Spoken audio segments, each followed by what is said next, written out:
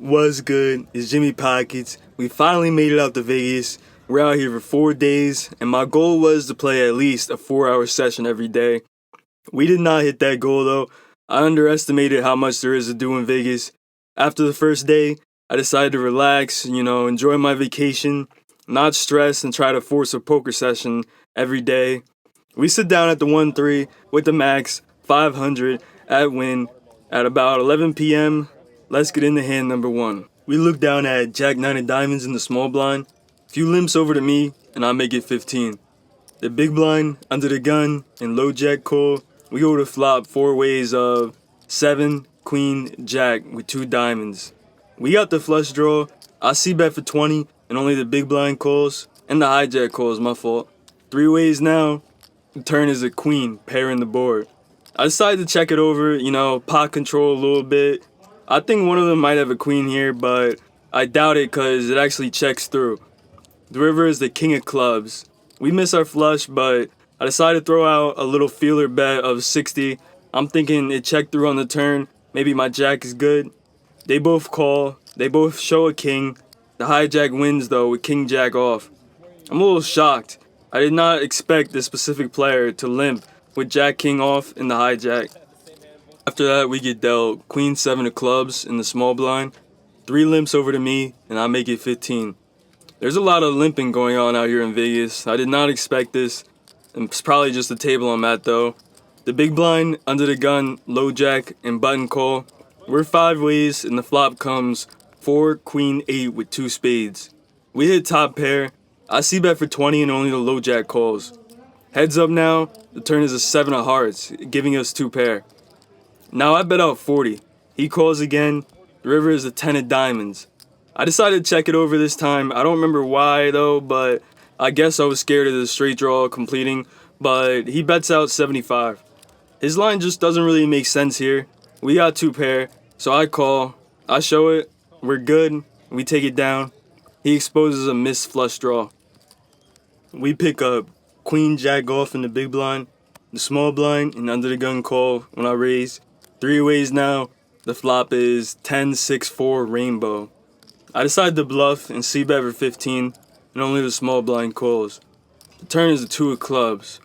I bet out 25, hoping he folds. If he doesn't, I'll probably fire again on the river, but luckily he lets it go and we take it down. I'm under the gun with jack 10 offsuit, and I make it 15. Under the gun +1, hijack, and the big blind call. We go to flop 4 ways of queen, 10, 8, all hearts. Not the best flop. I see bet for 20 anyways. I'll probably give up on the turn if I don't improve. Only the hijack in the big blind call, and the turn is a 9 of clubs. We hit the straight. I lead out for 40, and only the hijack calls. Heads up now, and the river is the ace of spades. I'm thinking my straight has to be good here. No way he has hearts here, right? I bet out 100. The hijack postures for like 30 seconds, and then he makes it 325. Not what I wanted to see at all.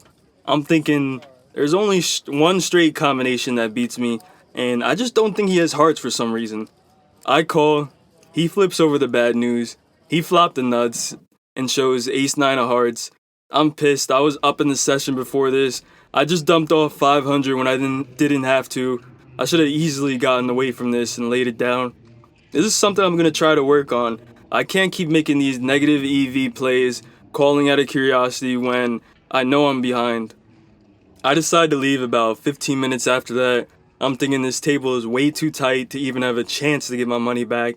They're all just limping in, folding when they miss, and then slow playing big hands. I decide there's better tables for me to sit at. No sense me wasting my time here, slowly collecting the blinds and limps all night. We start our next session on our last day at 4:30 in the morning. This is by far the latest I ever showed up to start a session. I Ubered straight from the blackjack tables. We've been going all night. My flight's at 10 a.m. I'm gonna stay up all night. I'll probably only book a 2-hour session, so it leaves me some time to pack before the flight. But before we get into that, let's back up a little bit to the morning after our loss at the Wynn. I reviewed the footage of the last hand and was disappointed with my play. A full day of drinking at the blackjack tables and pool parties, or beach clubs, whatever you want to call them. caused me to miss a few obvious tells. Soon as the flop came out, you could see it on his face that he hit it hard. Throughout the hand, his breathing changed. He had those jittery eyes darting back and forth, and his hands were a little shaky too. If I was in the right mindset, I would have picked my head up off the felt and saw these tells and avoided a $500 mistake. I decided that from then on, if I thought I was turned up a little bit too hard throughout the day, I wasn't going to stumble into the poker room at 2 in the morning anymore. I'd just stay at the blackjack table for the night. I'm not really upset about losing the money. I'm just pissed that I made mistakes that I shouldn't have.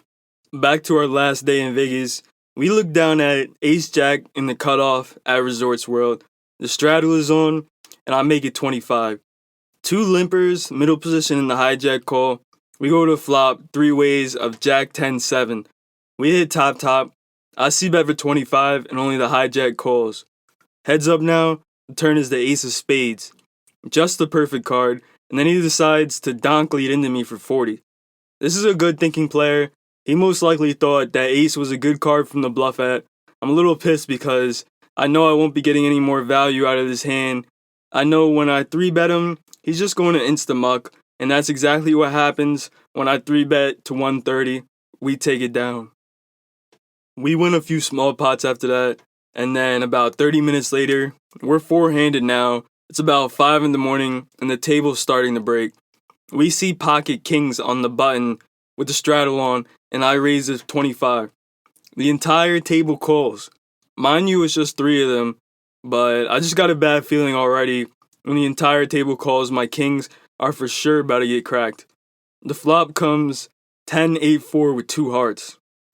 They check it to me, and I bet out 35. Only the undergun calls, and the turn is a 7. I decided to check back this time because this board favors his pre-flop limp calling range, and I think he has a straight draw. The river is a 6. He bets out 80 now. I mean, I'm for sure beat at this point with a 4-liner on the board, but I'm up in the session and it's only 80. I pay him off. He flips over the bad news. He had 10-9 of diamonds. He rivered the straight. I'm glad I didn't bet the turn though, because he would have definitely called me or check 3-bet me since he was open-ended with top pair. He actually leaves like 15 minutes after this, leaving us 3-handed. I've been up for about 24 hours at this point, and my flight takes off in less than 3 hours. So I rack up 2 and book a small win of 45. We head back to our room, grab our bags, and go straight to the airport. No sleep. I'll sleep on the plane. To recap, we lost 475 on the first night, 145 on the last night, and I think that 475 loss was actually my biggest loss ever, I'm pretty sure.